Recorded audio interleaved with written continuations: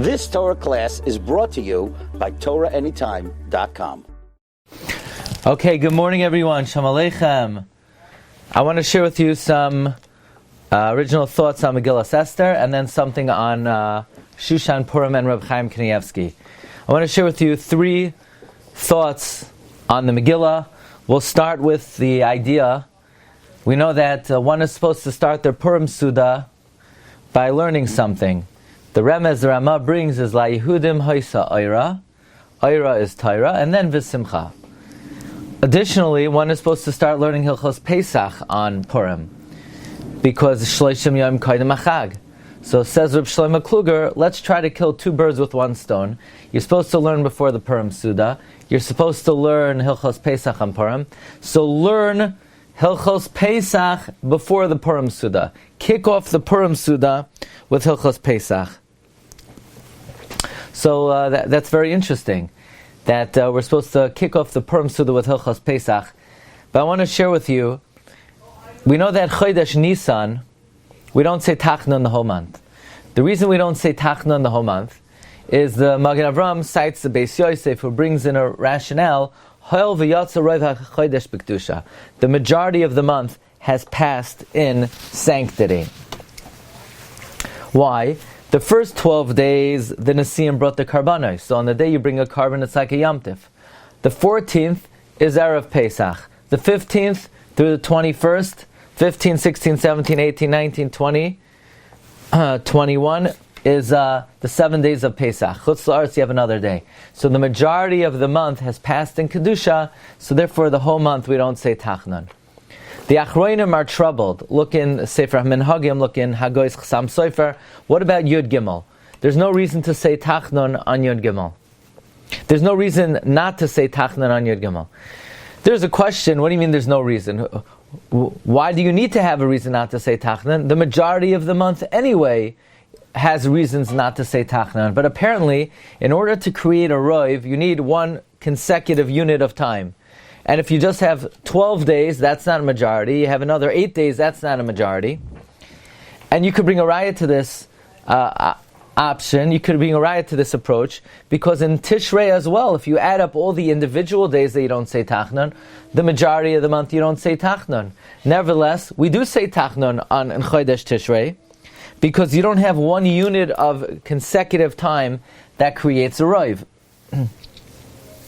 That being the case, the Achronim ask, what about Yud Gimel? And they give various reasons. Yud Gimel maybe was the day of the bris of Moshe Rabbeinu, or it's Isru Chag of the Nesiim, or Shevet Levi did their Avodah on the 13th. But reading the Megillah, something occurred to me about the Yom Tov quality of the 13th. We know that the day that Haman made the lot to decide when to kill the Jewish people, it was Haman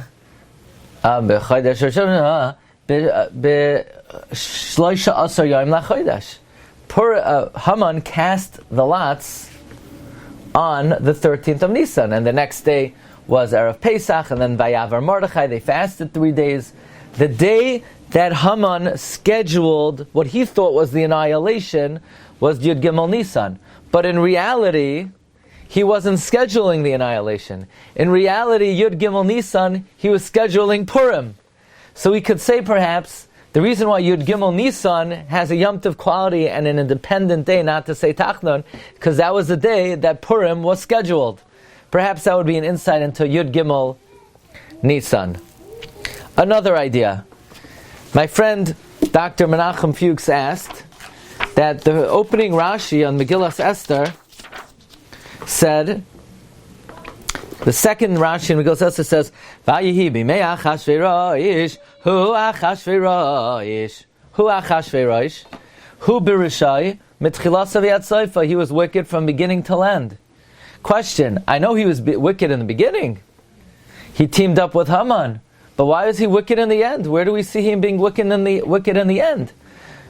In the end of the day, he's a good guy. He drops the business that he's not going to build the Beis HaMikdash. He's willing to build the Beis HaMikdash. Where do we see any rishus on the part of Achashverosh? Perhaps we could say as follows. You all know that my favorite shiur on Megillas Esther is why Achashverosh taxed the people. You remember what we like to say, that if you look in Ezra Parak Vav, the tax money ultimately went to rebuild the second Beis HaMikdash. But, I was thinking during the Megillah, earlier on in the story,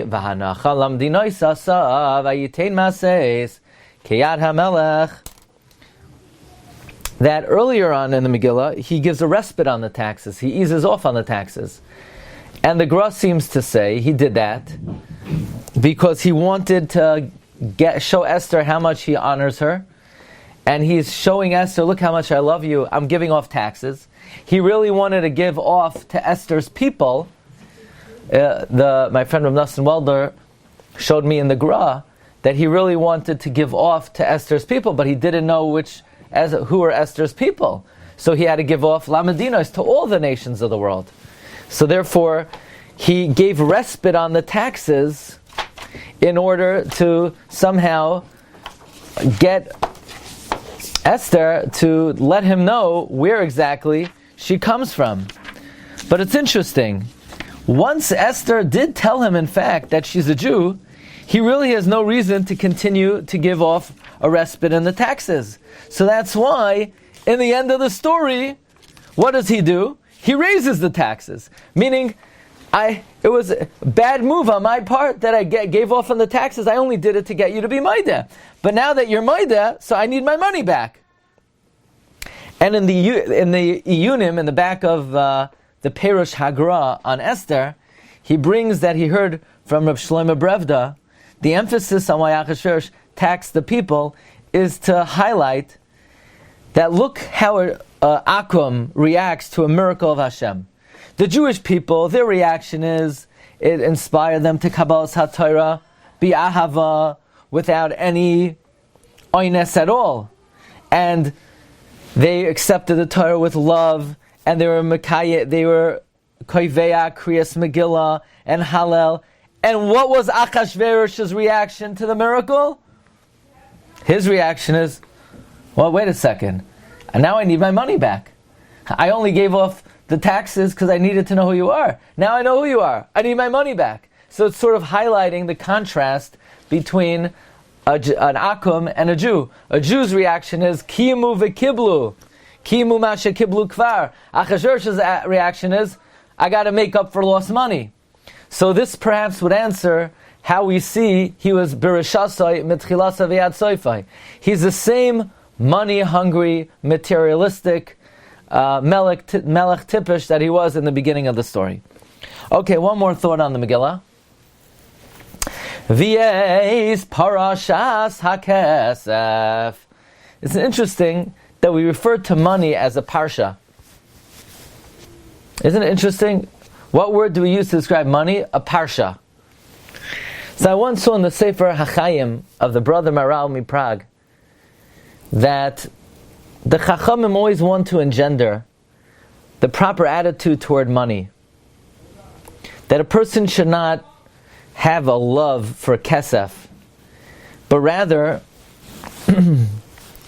the real money in a person's mind should be the brachos that they make and the mitzvahs that they do. That's why Chazal use the terminology matbeya shetava by Chachamim, a coin that the Chachamim coined to teach that the real money are the words of tefillah and brachos. So perhaps also there's parashas hakesef.